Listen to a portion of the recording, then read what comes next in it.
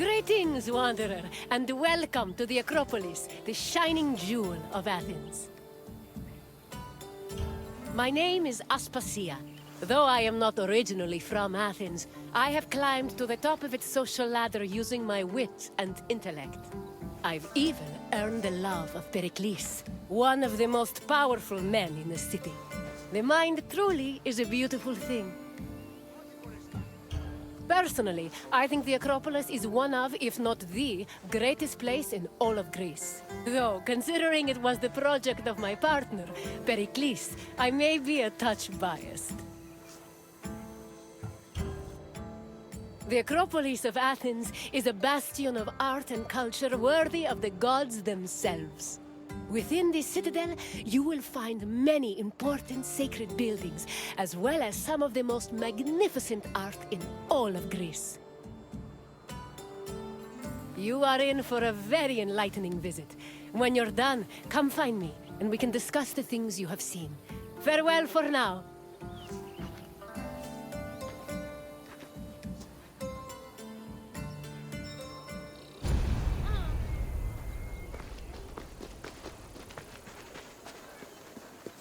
The Acropolis has gone through many changes in its long history. It began as a simple rock, was settled as early as the Neolithic period, and then became a fortress in the Mycenaean period. Stone buildings started appearing in the 7th century BCE. But the famous structures whose ruins remain visible today date mainly from a period of construction in the 5th century BCE. The location of the Acropolis is closely tied with Athens' foundation myth. Supposedly, it was the site where Athena and Poseidon competed for the city's patronage. This connection gave the Acropolis a sacred aura, and it was considered the religious heart of the city.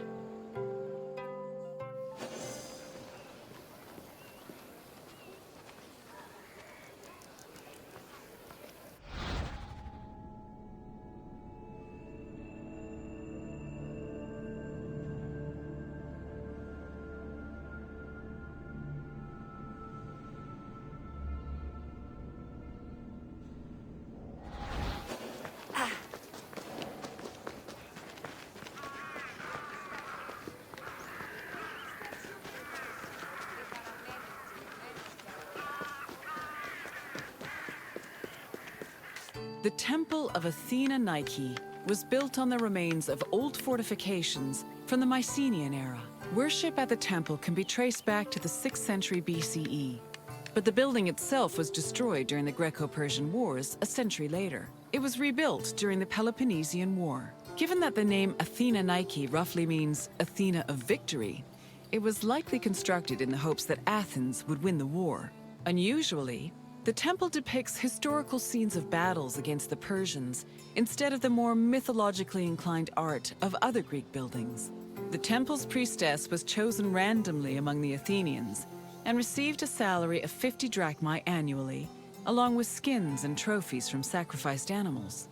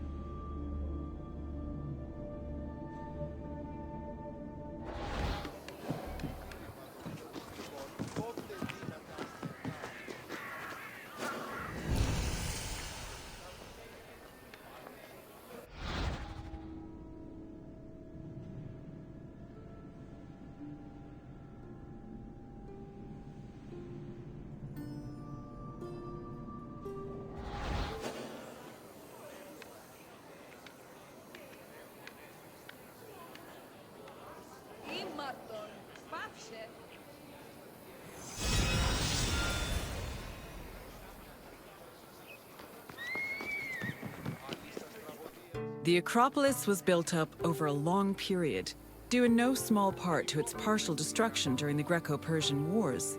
It was in the 5th century BCE, though, that the Acropolis received its most significant improvements. This period was an extremely prosperous time for Athens, both financially and culturally. With a booming economy bolstered by trade and the Lavrion silver mines, Pericles, the leader of Athens, financed a huge project to rebuild the citadel. He enlisted the help of renowned artists, like the sculptor Phidias, as well as the architects Iktinos and Callicrates. Together, they erected buildings like the Parthenon and the Propylaea Gateway. Pericles' goal was to make the Acropolis into a glorious monument to the gods and to mortal Athenians.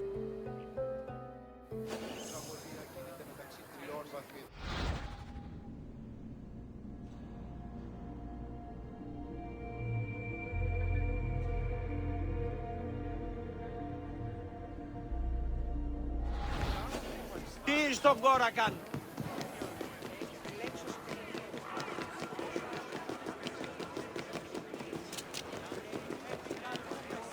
Behind the Propylaea was the giant bronze statue of Athena Promachos, or Athena who fights on the front lines. That name was reflected in the spear and shield the statue held in its hands. It was erected in the mid-5th century BCE by the artist Phidias.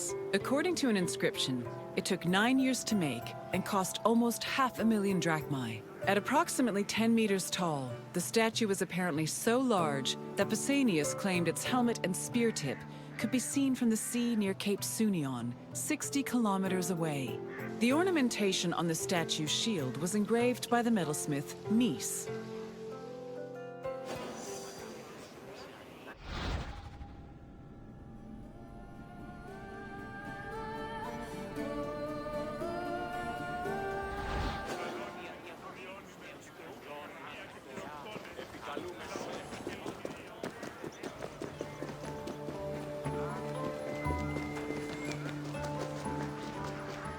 The Aerophoroi were young girls between the ages of 7 and 11 who were in charge of special rites.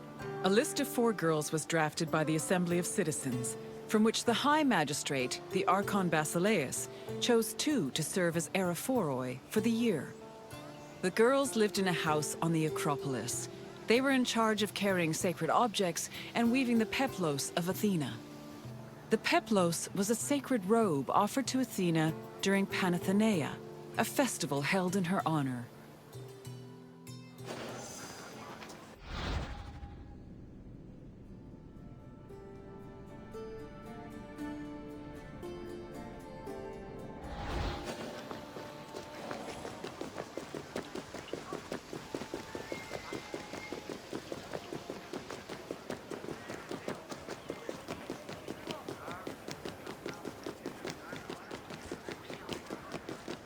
The Erechtheion was an atypical temple. It was dedicated not only to Athena Polias, but also to Cecrops, the mythical founder of Athens, his son Erechtheos, and even Poseidon, the sea god who challenged Athena for possession of the city. The temple was divided into sections. The eastern part housed a statue dedicated to Athena, while the western section jointly belonged to Poseidon and Erechtheos. Meanwhile, King Cecrops' grave was believed to be under the caryatid porch. Under the temple was a crypt that was said to contain the sacred snakes of Athena. The snakes may have had a sweet tooth because the priestesses of Athena allegedly fed them honey cakes.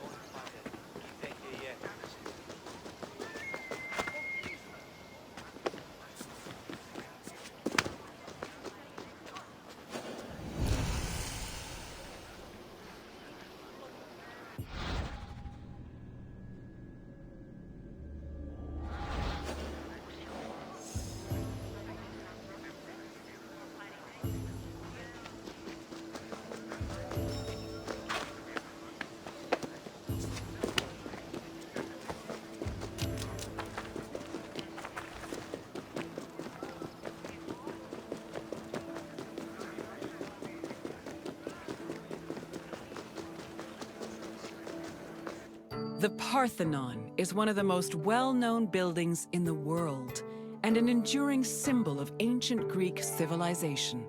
While it is located on the Acropolis, the building is not a traditional temple. It was built by the sculptor Phidias and the architects Callicrates and Ictinus as a great monument to the glory of the city of Athens. That glory is evident in its many carvings. One of the most carved monuments in Greek architecture, the Parthenon's decorations depict several mythological scenes. These include the birth of Athena, her fight against Poseidon for the patronage of Athens, the gods' battle with the giants, and the procession of the great Panathenaea.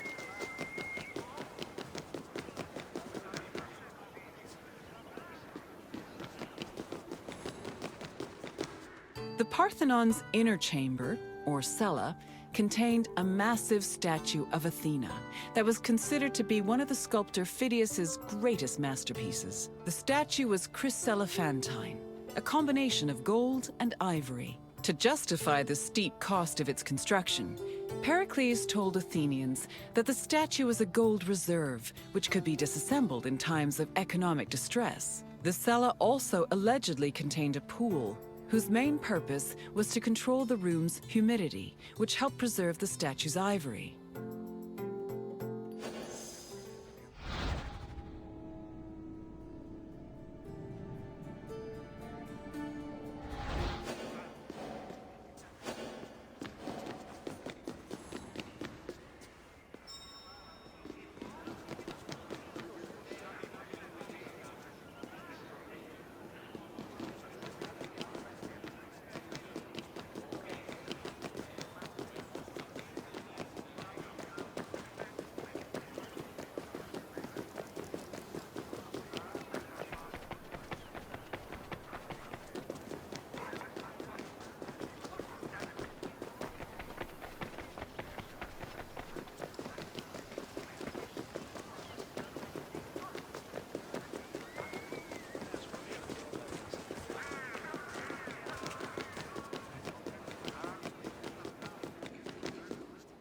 Athens' treasury was located in the Parthenon, where it was believed to be protected by Athena herself.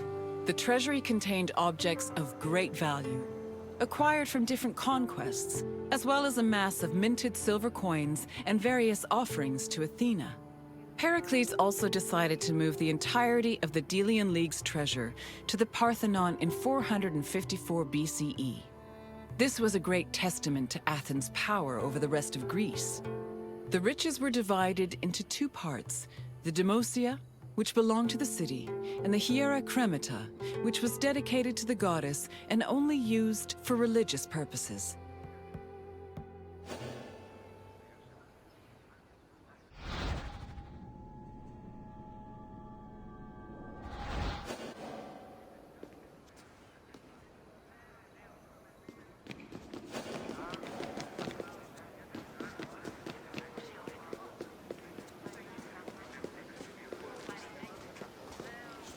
And what did you think of the Acropolis? It truly is quite something, isn't it? A sacred sanctuary and an architectural marvel, all in one. If you have any questions, don't hesitate to ask.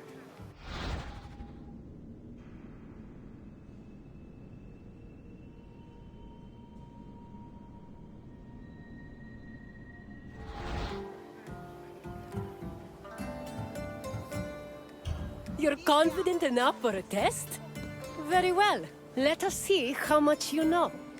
Which two gods competed for Athens' patronage?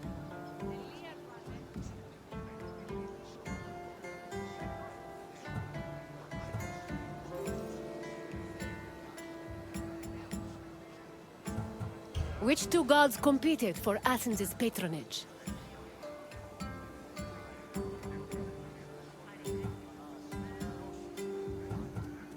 Zeus overthrew his father Kronos and sealed the Titan away, but they never battled over Athens. Try another answer.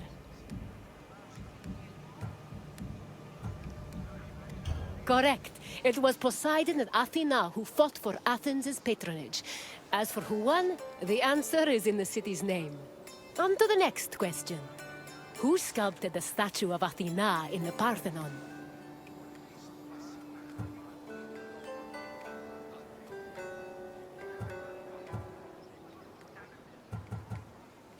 Correct. The renowned sculptor Phidias made the statue, which was considered one of his masterpieces. And now, the final question. Which king's tomb was believed to be under the Caryatid porch?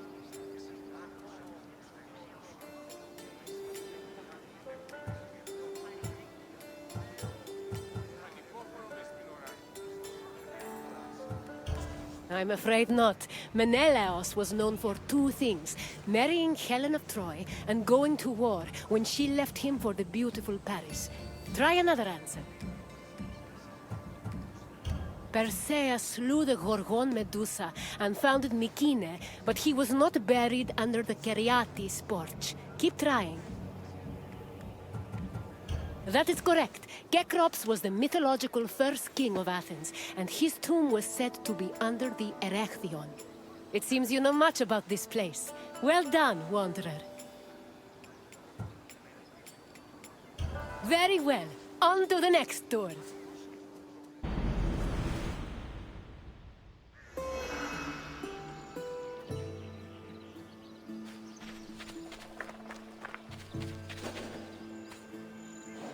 Welcome, traveler, to the ruins of Mykene. My name is Herodotus, and I am a traveler from Hyrcanassus. I retrace the cause of various events, such as wars and great calamities. I describe what I see and record what I'm told, all with the aim of providing a better understanding of why these things occur. Look for me to introduce you to many sites. It is humbling to stand in the remnants of such a great civilization.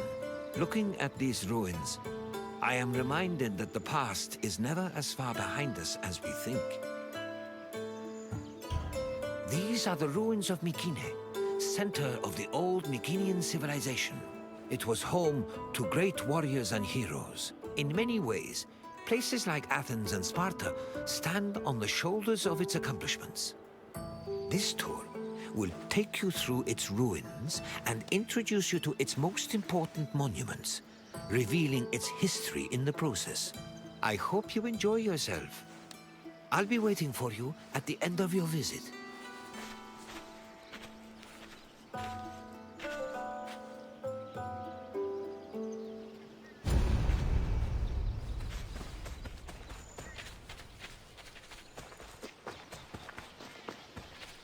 The Mycenaean civilization flourished in the Late Bronze Age between 1600 and 1200 BCE.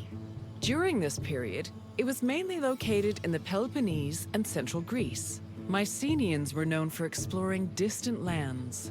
Notably, they battled the Hittite-allied city of Walusa in a conflict that was believed to be the inspiration for Homer's Trojan War. But the Mycenaean people didn't only travel to fight.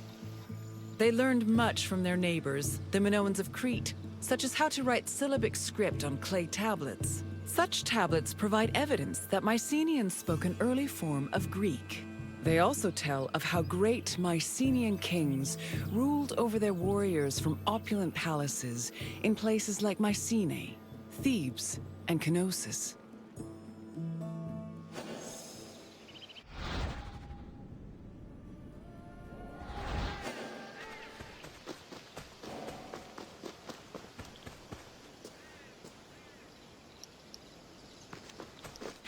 The entrance to Agamemnon's citadel, or the Lion Gate, is one of the most iconic monuments in Mycenae. It is impressive for both its height and for the intimidating rendering on its relief. which depicts two lions standing on either side of a column.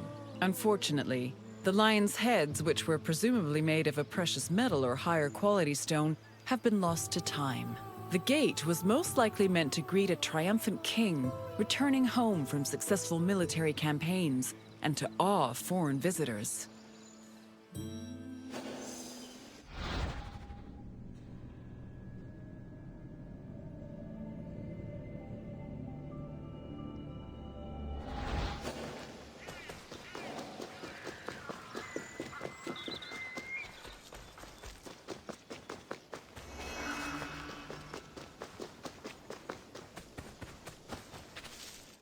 When these shafts were discovered by archaeologist Heinrich Schliemann in 1876, he believed the 6 gold-filled graves to be connected with the family of the great king Agamemnon, even going so far as to proclaim a gold mask he found within to be the death mask of Agamemnon.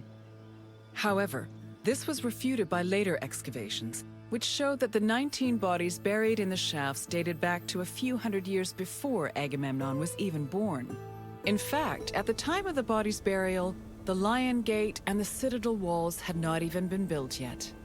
It's estimated that the people in the graves were members of the first Mycenaean dynasty.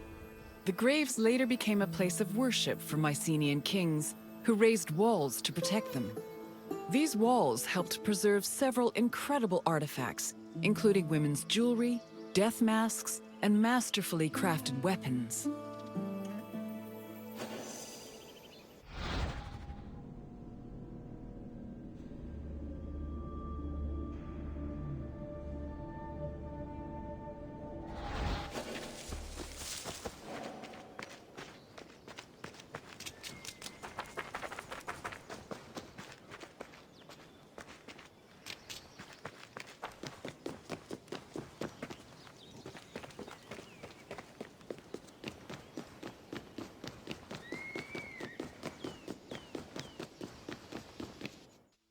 By 1250 BCE, Mycenae was at the height of its power, and its living quarters and workshops were numerous. Houses were built everywhere, from the top of the palace's hill near the king's residence, to the slopes and terraces within the walls, to the nearby hills outside the citadel.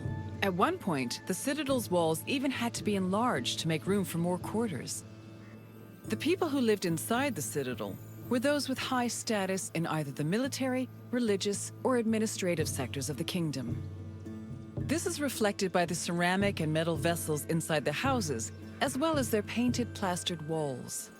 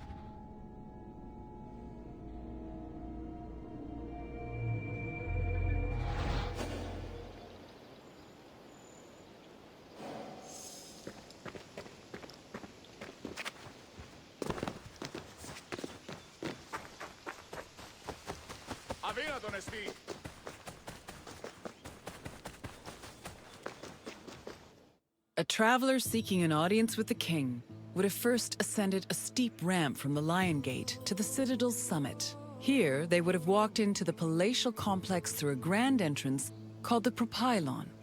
Once inside, their gaze would immediately be drawn to the palace's main hall, a monumental area known as the Megaron. The vividly decorated Megaron, which glittered with precious objects and colorful frescoes in its heyday, was where the king would have received the traveler. If the king was feeling generous, he would have shared with the visitor the palace's most marvelous feature, its commanding and majestic view, which stretched from the plain of Argolis to the gleaming Aegean Sea.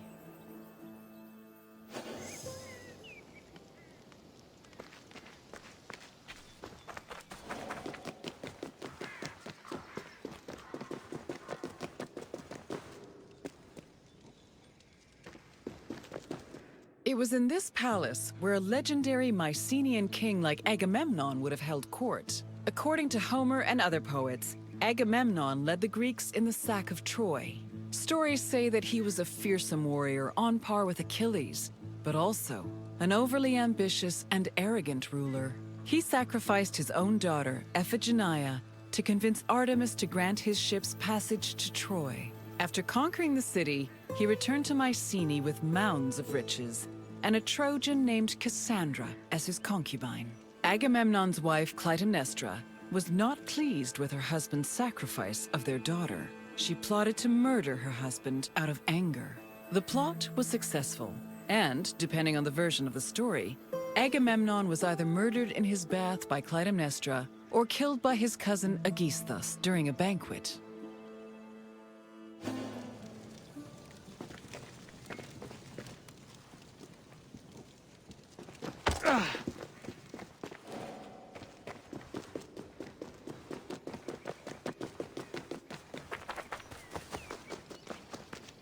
You've completed the tour. I trust it was an eye-opening experience. Though it did not last, Mycenae was a sort of precursor to what would eventually become the Greek civilization we know today. It's important we remember them, if only to avoid repeating their mistakes. Now, what else would you like to do? Then let's begin. First, I have quite a simple question. Which ancient city may have been the inspiration for Homer's depiction of Troy? No, the Megenians who were at war with Troy in the first place.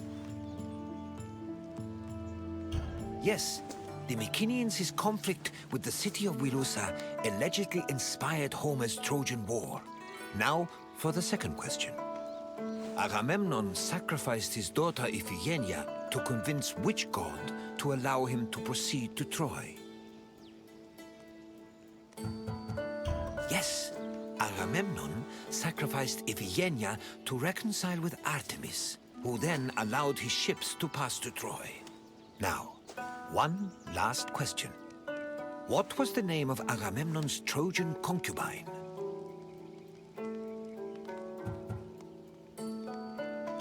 Correct. Following the sack of Troy, Agamemnon sailed home with the Trojan prophetess named Cassandra.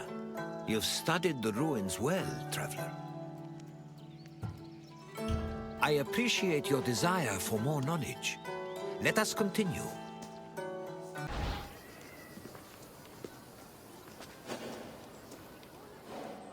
Welcome, friend, to this especially sacred part of the Olympian Sanctuary. My name is Barnabas, and I am a ship captain. Don't be fooled by my scarred eye. Though I've seen my share of combat, I mostly stick to trading these days. Well, trading and introducing visitors like you to wonderful sights like this. This place is practically vibrating with divine energy. I feel like if I look over my shoulder right now, Zeus will be staring back at me.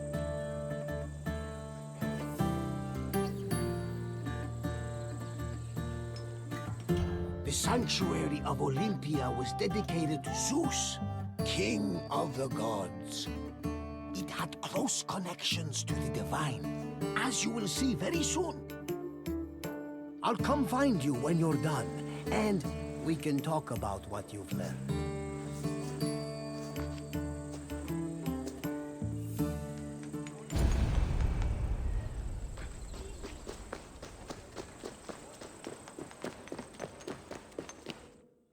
This workshop was built for the renowned sculptor Phidias after his work on the Acropolis of Athens. In 435 BCE, Phidias came to Olympia to begin working on the great chryselephantine statue of Zeus. He died 5 years later, shortly after completing his masterpiece. This grand statue would become one of the 7 wonders of the ancient world. Phidias's workshop was located right next to the Temple of Zeus. Its structure has been well preserved, mostly owing to its conversion to a church in the 5th century CE. Archaeologists have also discovered lots of ancient materials in the surrounding area, such as casting molds and sculpting tools. The most famous artifact, however, is a cup bearing an inscription that aggressively states, "I belong to Phidias."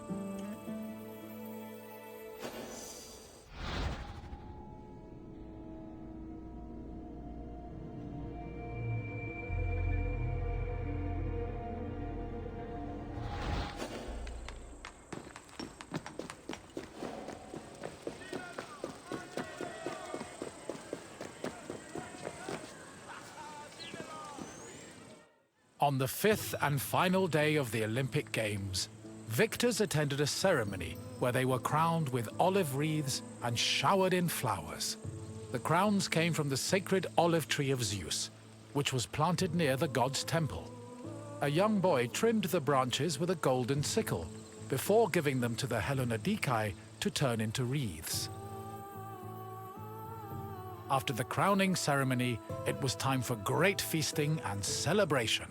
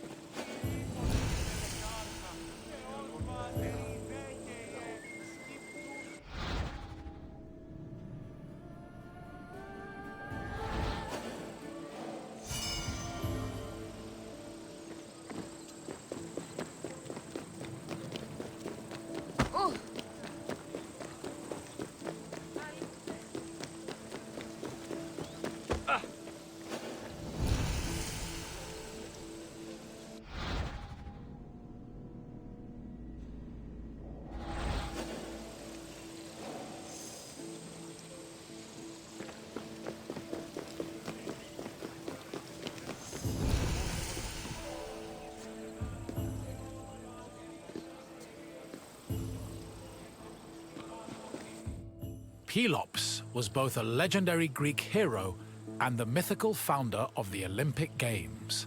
According to legend, Pelops fell in love with the beautiful Hippodamia. Her father, Oenomaus, the king of Pisa, disapproved of their union.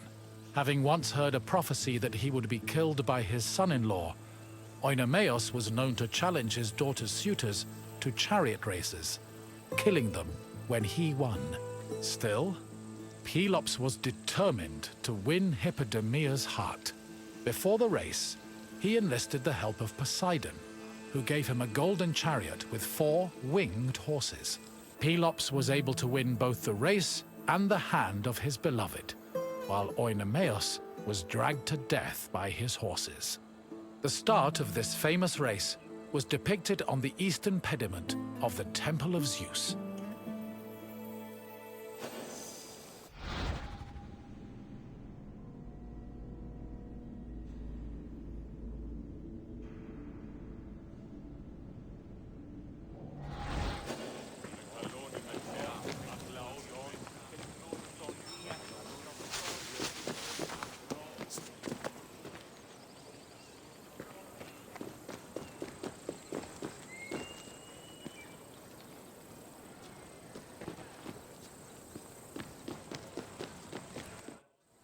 The Heraion was a temple dedicated to Hera.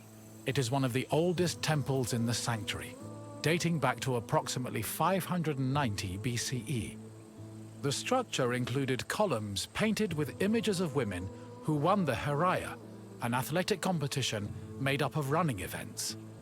Every 4 years, 16 women were chosen to make a veil dedicated to Hera. These women also organized the competition, though they did not compete in it. The Heraia was unique for its focus on female athletes, in contrast to the male-exclusive Olympic Games.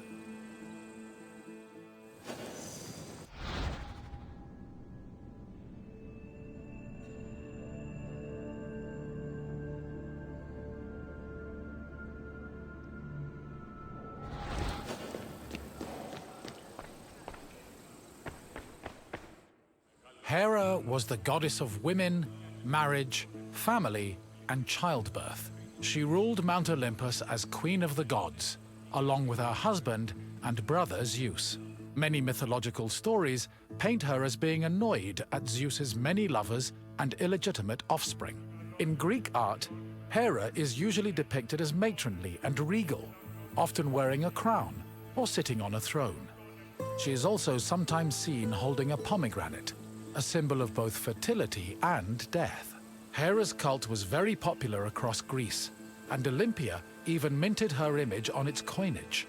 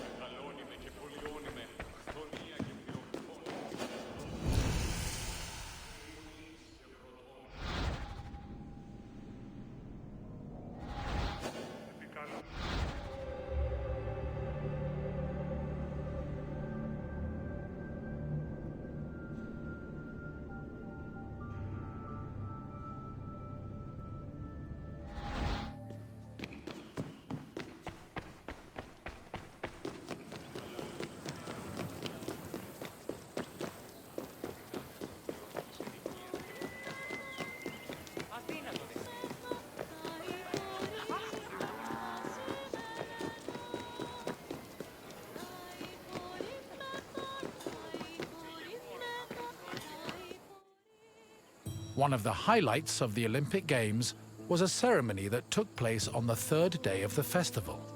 It began with a procession of athletes, ambassadors, Hellenodikai, and animals.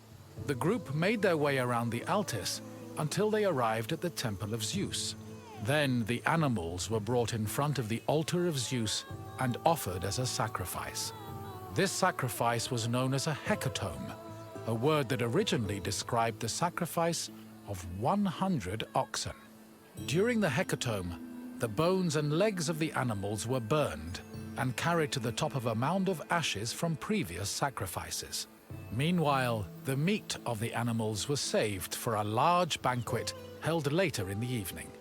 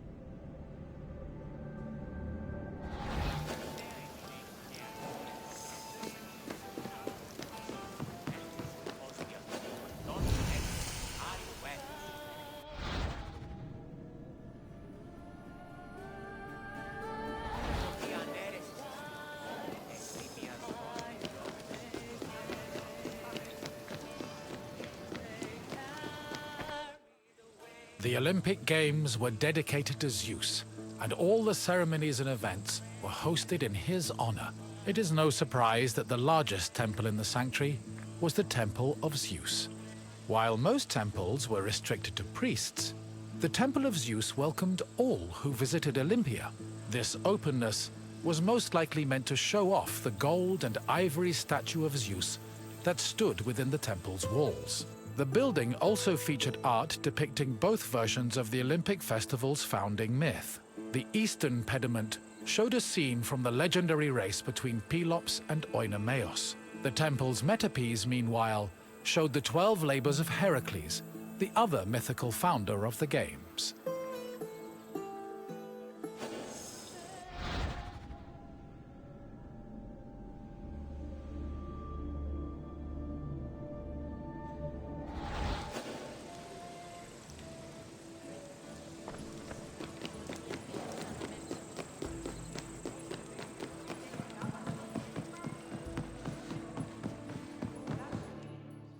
Zeus was the god of sky and thunder, and king of the Olympians. He ruled the world from his home on Mount Olympus. The child of Cronus the Titan, Zeus overthrew his father and cast the Titans out in a great battle known as the Titanomachy. He had children of his own with his wife Hera, including Ares, Hephaestus, Hebe, and Eileithyia. He also had many children without Hera, much to her consternation, but there are too many to list here. Zeus was believed to have control over the lives of mortals, as his many epithets attest to. For example, his title Horkios made him a keeper of oaths, while Xenios was the name conferred to him as a protector of hospitality. In Greek art, Zeus was usually depicted holding a thunderbolt and sitting on a throne, befitting his position as king.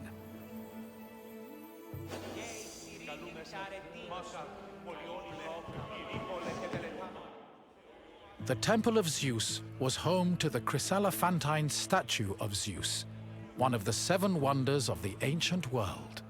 The statue, made of gold, ivory, and wood, was sculpted by the renowned artist Phidias. At 13 meters tall, it was as impressive looking as it was difficult to maintain. Oil was used to protect the wood and ivory from cracking, and to prevent general decay. While the statue does not exist today, it was thankfully described by Pausanias in great detail, so its legacy lives on.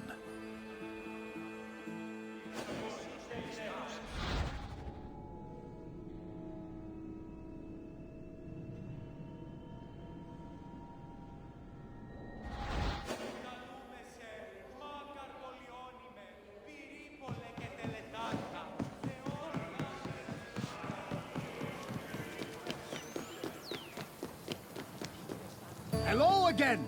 I hope you enjoyed your visit and feel a little bit closer to the gods.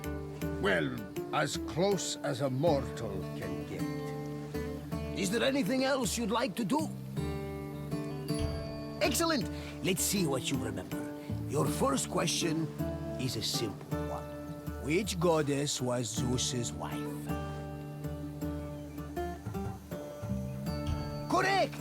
Not only was Hera Zeus's wife, she was his sister as well. But let's move on to the next question. What kind of contest did Pelops win in his quest to marry Hippodamia? Yes, Pelops won a chariot race, thanks to Poseidon's help. And now, the final question. What was inscribed on the cup found near Phidias' workshop? Correct! Apparently, Phidias was very possessive of his things. Perhaps someone from the sanctuary kept stealing them. But I'm getting off track. Excellent work, friend! You honor the gods with your great wisdom. Farewell for now, my friend.